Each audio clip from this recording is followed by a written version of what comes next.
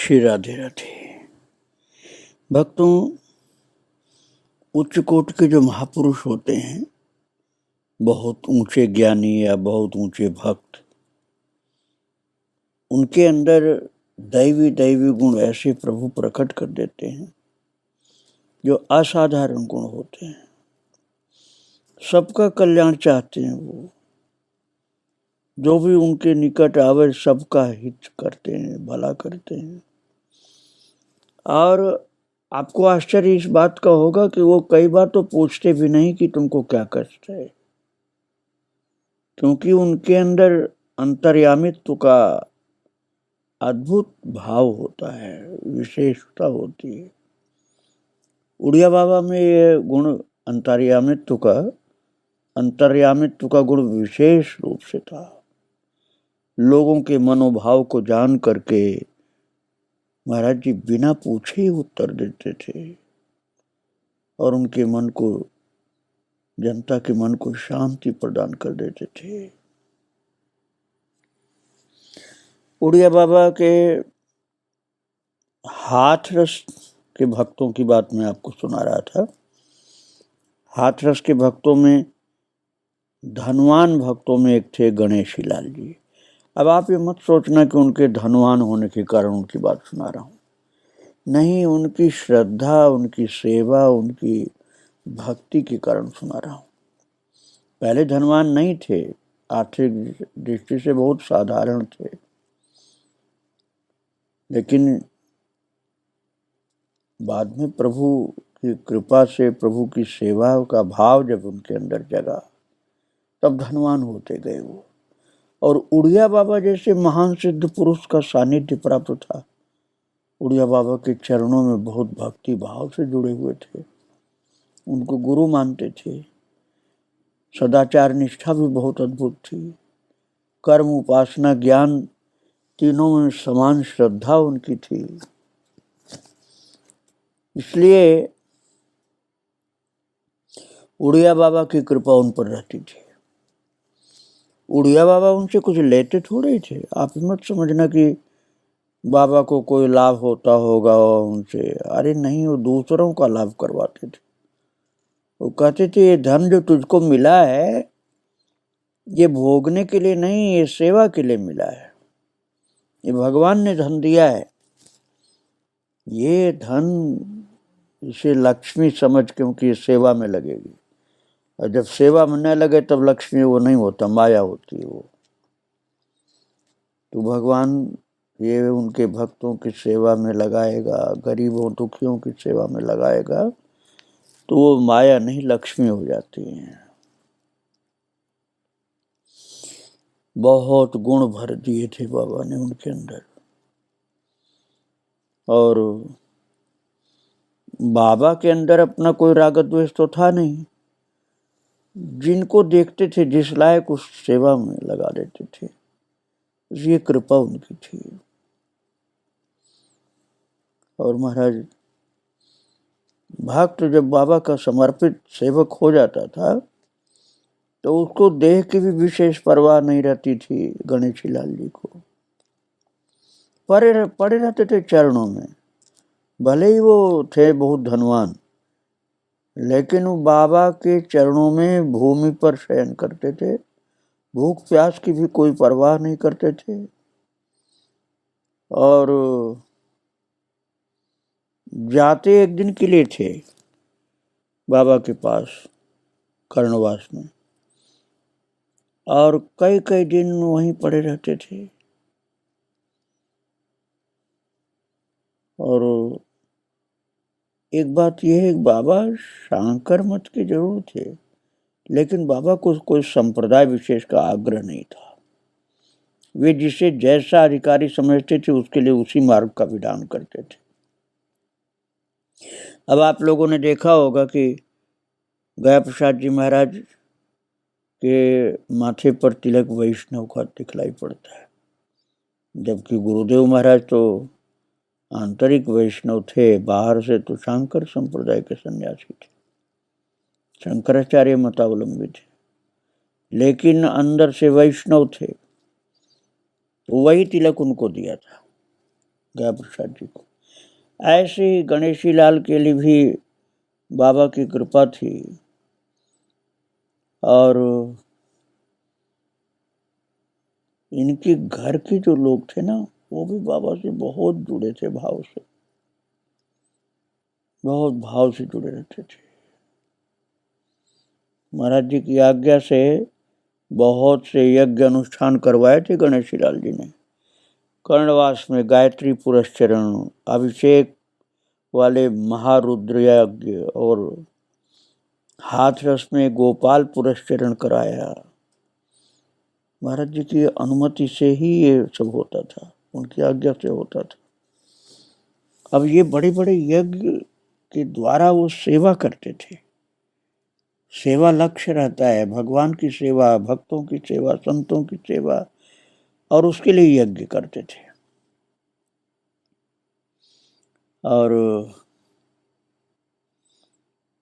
गोपाल पुरस्चरण के समय उनसे कई बातें पूछ नहीं सके और गढ़मुक्तेश्वर की ओर चले गए थे। तब उन्हें घबराहट हुई। उसी रात्रि में बाबा का स्वप्न में दर्शन हो गया और स्वप्न में ही सभी प्रश्नों के उत्तर दे दिए बाबा ने गणेशी लाल को। दूसरे दिन तो पंडित किशोरी लाल जो कर्णवास के थे महाराज जी के पास आए और अपने साथ इनका एक लेखबद्ध संदेश लाए। उसमें छोटी बड़ी बातों की व्यवस्था सब थी। जैसे कोई वृद्ध पुरुष अपने अनजान बालक को समझाता है, वैसे सब बातें समझाई गई थी गणेशी लाल के लिए। अब जो अहंकारी कोई धनवान होगा वो तो कहेगा बाबा हमको सलाह दे रहे हैं, लेकिन वो अहंकारी नहीं थे, बाबा के सच्चे सेवक थे। इसीलिए जो भी यज्ञ करते थे उसमें कोई भी नुकसान हो जाए, कोई कुछ ले जाए उठाकर सामान, तो बाबा समझाते थे तुम नाराज मत होना, ये सेवा इसी बहाने से होती है, हो जाने दो ये सब, इससे कल्याण होगा तुम्हारा। यज्ञों का विवरण बता पाना तो मुश्किल है, बहुत यज्ञ हुए थे गणेशी लाल जी के द्वारा। बताओ कैसा धनवान व्यक्ति था कि बाबा के लिए ही समर्पित था, उसे अपने रुपए पैसे धन की याद ही नहीं रहती थी। और बाबा के बहाने से बड़े बड़े संत महाराज आ जाते थे। पंडित जीवन दत्त जी, दंडी स्वामी कृष्ण बोधाश्रम जी, और सबसे बड़ी बात तो ये थी कि उड़िया बाबा के द्वारा यज्ञ का निर्देश होने के कारण हरि बाबा जी भी पधारे थे यज्ञ में।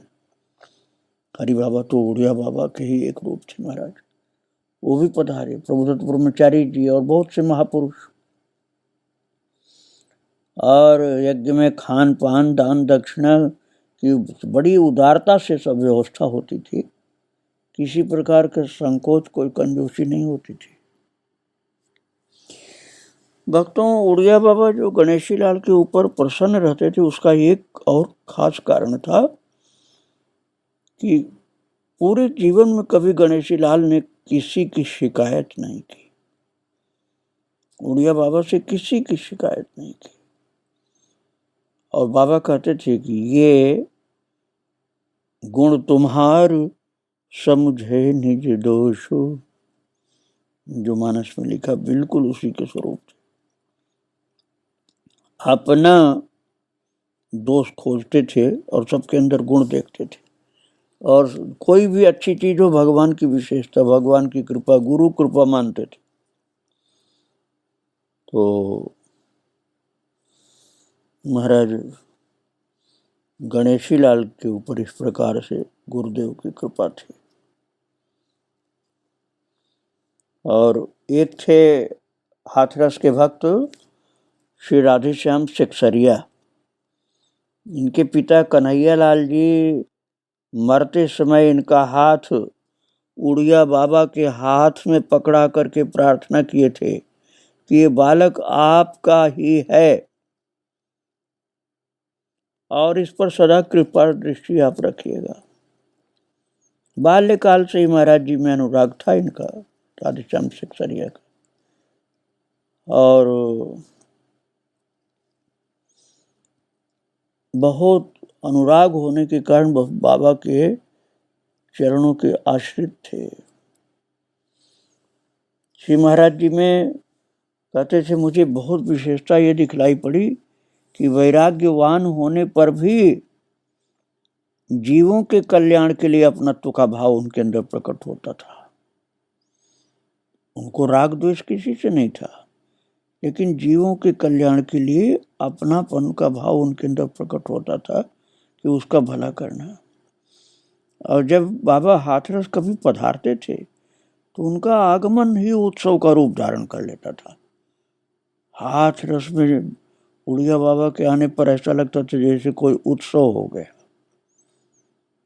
और उत्सव में अखंड नाम संकीर्तन, सत्संग, प्रवचन, संतों की सेवा, नगर कीर्तन, ये सब होता रहता था।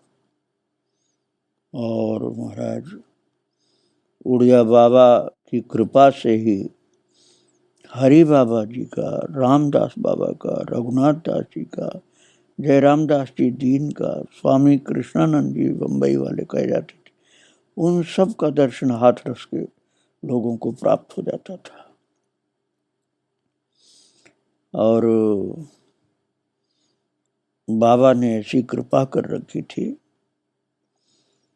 कि ये सब संत लोग सुलभ हो गए थे भक्त जनता को। ये सामान्य बात नहीं है भक्तों। हरि बाबा जैसे संतों को सुलभ करा देना उड़िया बाबा की ही बात थी, नहीं तो कहाँ बाबा मिल सकते थे लोगों को। हाथरस का एक भक्त था बाबा का, श्री जगन्नाथ जी जालान। वो भी बहुत अद्भुत प्रेमी भक्त थे बाबा के, और उनके प्रेम को देख करके बाबा उनके ऊपर प्रसन्न हो जाते थे।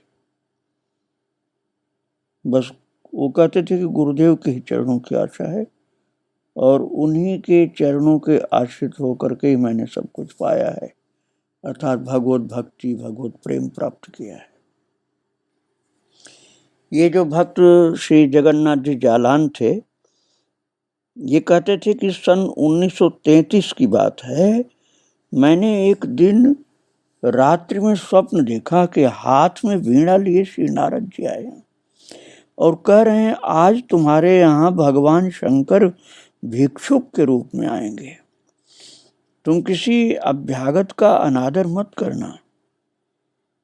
तो जगन्नाथ जालान जी कहते हैं कि मैंने स्वप्न में ही उनकी पूजन की तैयारी की और उनके शुभागमन की प्रतीक्षा करने लगा।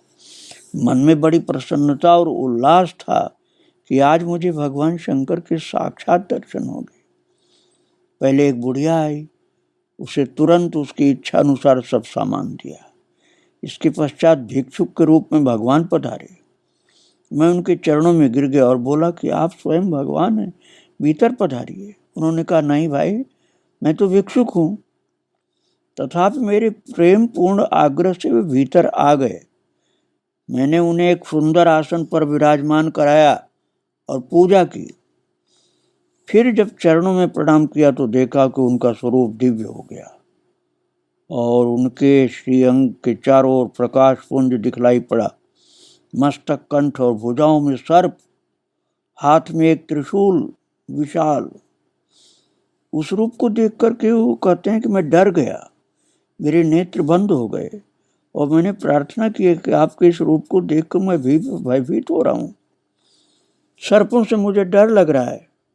तो वो बोले, मुस्कराए और बोले कि अच्छा ले अब देख। तो सर्प तत्काल अदृश्य हो गए और सिर पर हाथ रख करके कहा, तो क्या चाहता है? तो बोलते हैं कि मैंने इतना ही कहा कि आपके चरणों में प्रेम हो मेरा। वो बोले, आज से तीसरे दिन तुम्हें एक ऐसे महात्मा मिलेंगे जो मेरे ही स्वरूप हैं, उनकी सेवा करने से तुम्हारा कल्याण हो जाएगा। इतना कह के अंतर्धान हो गए और स्वप्न भंग हो गया। और उनका कहना है कि तीसरे दिन की मैं प्रतीक्षा करता रहा, जब किसी कोई बात नहीं बताई, और तीसरे दिन उनके पिताजी बोले आज एक महात्मा आए हैं, चल तुझे दर्शन कराऊंगा। हाँ तो भक्तों, कैसी कृपा होती है, आप इस बात को समझिए। जो पिताजी जगन्नाथ जालान से बोले थे कि आज एक महात्मा आए हैं, चल तुझे दर्शन कराऊंगा, तो उनके साथ विष्णु दयाल के बगीचे में जा करके महाराज जी के दर्शन किए, उड़िया बाबा के, और शिव बुद्धि से चरणों में प्रणाम किया। तो बोले बाबा कि तू कोई प्रार्थना सुना। तो जगन्नाथ जालान जी ने प्रार्थना सुनाई, शरणागत पाल कृपाल प्रभो, हमको एक आश तुम्हारी है। और इतना भाव से उन्होंने बोला था कि बाबा प्रसन्न होके 2 पेड़े प्रसाद में दिए। उस जमाने में भक्तों मिट्टी के हांडिया में पेड़े मिलते थे, तो बाबा के पास हांडिया रखी थी मटकी, उसमें से 2 पेड़ा दिया और बड़ा प्यार दिखाया बच्चे के लिए। तो धीरे धीरे बाबा के चरणों में श्रद्धा भक्ति बढ़ती गई। अब ऐसी स्थिति हो गई जगन्नाथ जालान जी की कि बाबा के दर्शन के बिना उनसे रहा ही नहीं जाता था। अब जो पिताजी उनको दर्शन कराने गए थे वही अब नाराज होने लगे कि ये बाबा का इतना भक्त हो गया, माता पिता को डर लगता है कि बच्चा हमारे हाथ से न चला जाए, बाबा लोगों के चक्कर में घर न छोड़ दे। वही हालत हो गई। वो अपने बच्चे को ही पीटने लगे पिताजी कि मैं तो दर्शन कराने ले गया था, तू तो उन्हीं का हो गया। लेकिन वो सचमुच उन्हीं के हो गए थे। अब पिताजी के द्वारा पिटाई होने पर भी वो नहीं मानते थे, भाग भाग के उड़िया बाबा के चरणों में पहुंच जाते थे। एक बार वो भक्त गणेशी लाल जी जो हाथरस के थे, बाबा का पूजन करने गुरु पूर्णिमा पर राम घाट जा रहे थे। तो ये भी जाना चाहे, किंतु पिताजी ने इनके बांध करके उल्टा लटका दिया महाराज, और खूब मार लगाई और कहने लगे कि साधुओं के पास क्यों जाता, साधु हो जाएगा तो। और उस दिन रात्रि में महाराज जी ने दर्शन दिया और बोले बेटा तू डरना मत, मैं तो सदैव तेरे साथ हूं, कल चले आना। और महाराज ये दूसरे दिन ही मौका पाकर राम घाट पहुंच गए और रोने लगे। इस पर उड़िया बाबा ने बहुत प्यार किया।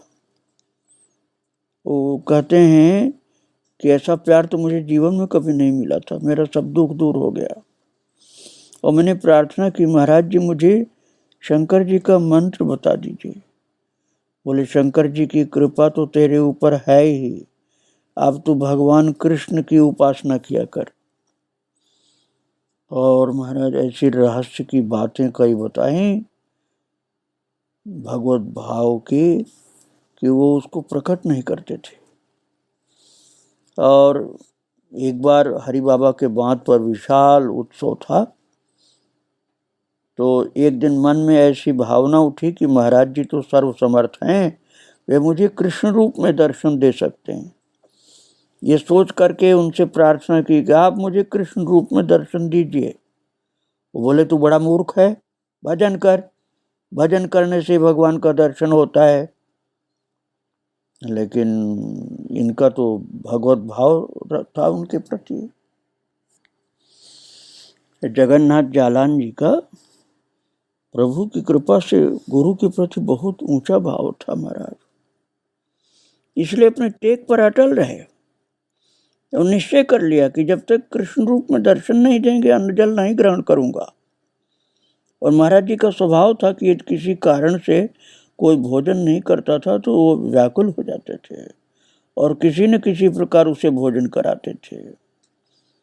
दूसरे दिन उड़िया बाबा ने श्री हनुमान प्रसाद पोद्दार जी से कहा भैया ये भी मारवाड़ी बालक है, तुम इसे समझा दो, ऐसा हट छोड़ दे। श्री हनुमान प्रसाद पोद्दार जी समझाने लगे कि महात्माओं में ऐसा हट, महात्माओं से ऐसा नहीं करना चाहिए हट, ये तो तुम्हारी निष्ठा पर निर्भर है। भजन करो, भजन से ही भगवत दर्शन हो सकता है। पर इन बातों से संतोष इनको नहीं हुआ, जालान जी को। उनसे कहा, भाई जी, महाराज जी से मेरा आंतरिक भाव संबंध है, वे निश्चय ही मेरी अभिलाषा पूर्ण कर सकते हैं।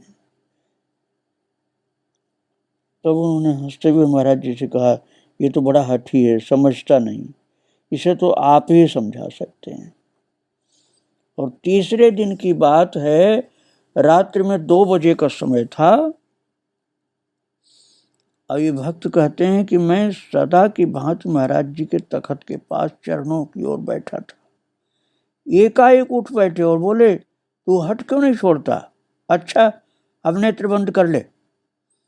उसी क्षण वो बताते हैं कि नेत्र मेरे बंद हो गए और मैंने मुरली बजाते हुए श्री कृष्ण का दर्शन प्राप्त कर लिया।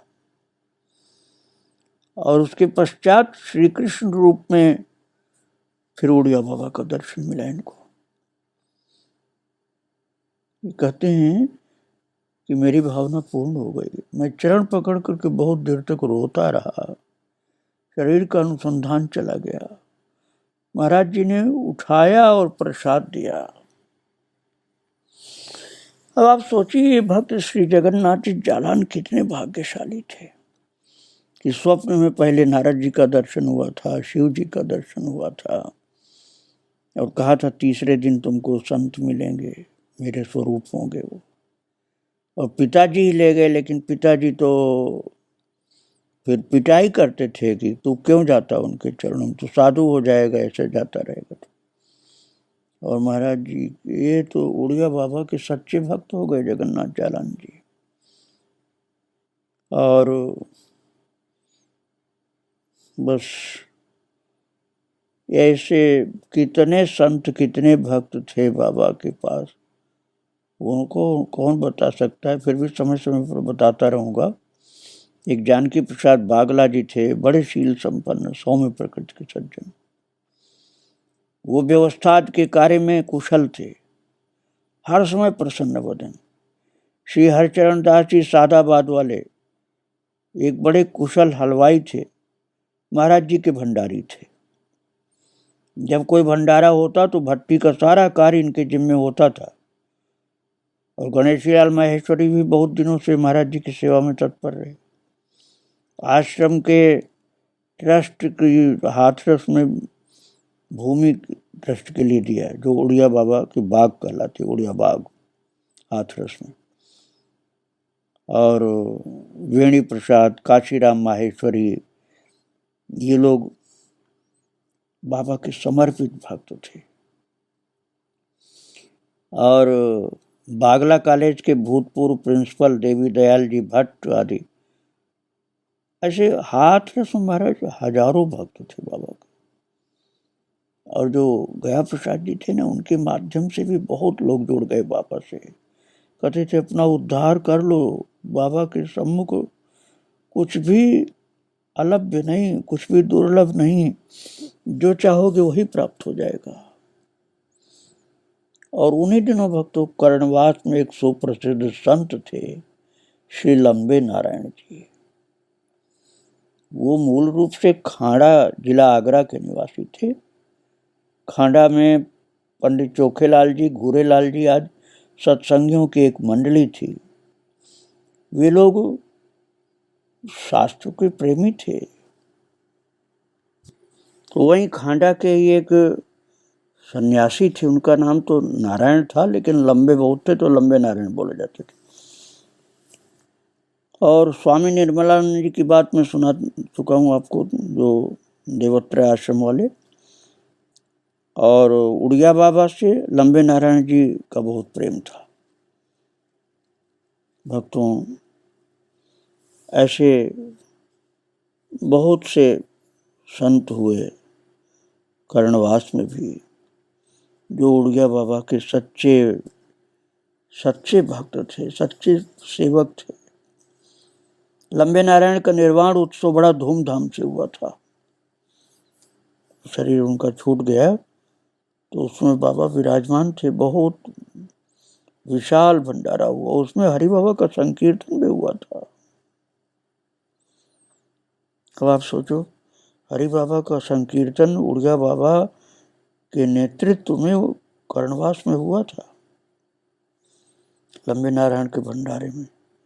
और भी बहुत बार उड़िया बाबा बड़े भाव से हरि बाबा को ले आते थे, रामघाट में भी, कर्णवास में भी। आगे मैं आपको सुनाऊंगा अनूप शहर आदि की बातें। भैरिया जो भृगु क्षेत्र कहा जाता है वहां की बात। एक बार तो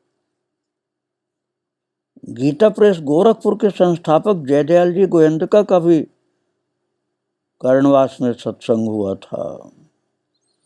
मैं उस विषय को, उस चर्चा को आपको फिर सुनाऊंगा कल।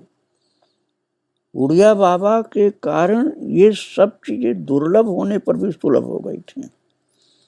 उस समय कर्णवास का इतना भाग्य उदय हुआ था। बाबा को प्रणाम करके आज यहीं विराम दे रहा हूँ। श्री राधे राधे, जय श्री राधे।